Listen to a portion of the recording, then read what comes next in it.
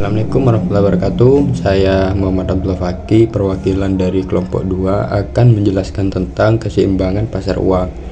Nah, sebelum kita menerangkan tentang keseimbangan pasar uang, kita perlu tahu apa itu pasar uang. Pasar uang adalah tempat di mana terjadi transaksi jual beli instrumen keuangan jangka pendek atau kurang dari 1 tahun. Instrumen yang diperdagangkan biasanya memiliki likuiditas tinggi dan risiko rendah. Tujuan utama pasar uang adalah untuk memenuhi kebutuhan dana jangka pendek dan mengolah likuiditas. Nah, keseimbangan pasar uang sendiri adalah kondisi di mana jumlah yang diminta atau money demand oleh masyarakat sama dengan jumlah uang yang ditawarkan atau money supply oleh bank sentral pada tingkat suku bunga tertentu. Nah, pada titik ini tidak ada tekanan untuk menaikkan atau menurunkan suku bunga karena pasar uang berada dalam kondisi stabil. Teori keseimbangan pasar uang ini dipengaruhi oleh teori permintaan dan penawaran uang. Pertama adalah permintaan uang atau money demand. Permintaan uang mengacu pada keinginan individu atau masyarakat untuk memegang uang dalam bentuk liquid dibandingkan aset lain. Menurut teori, permintaan uang terdiri dari 3 motif, yaitu motif transaksi, motif berjaga-jaga, dan motif spekulasi. Motif transaksi itu biasanya uang digunakan untuk memenuhi kebutuhan sehari-hari. Untuk motif berjaga-jaga itu biasanya uang disimpan untuk menghadapi keadaan darurat. Hal ini biasanya berkaitan dengan ketidakpastian masa depan. Nah, yang terakhir motif spekulasi. Uang dipegang untuk mencari keuntungan dari perubahan suku bunga atau harga aset keuangan lainnya.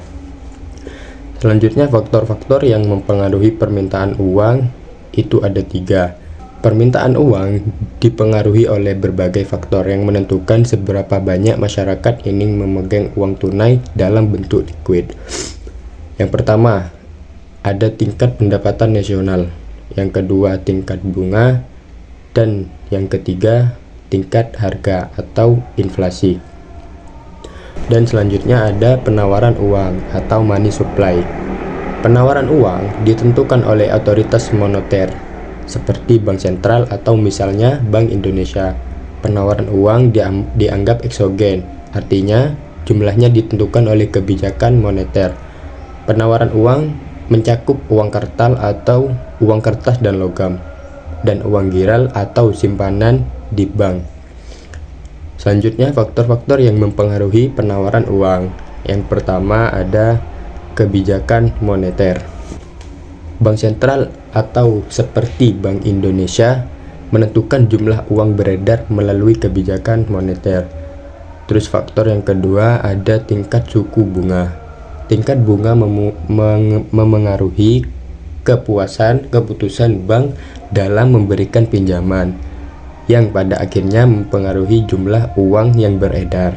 Contoh, jika suku bunga rendah, masyarakat lebih banyak meminjam uang, sehingga jumlah uang beredar meningkat.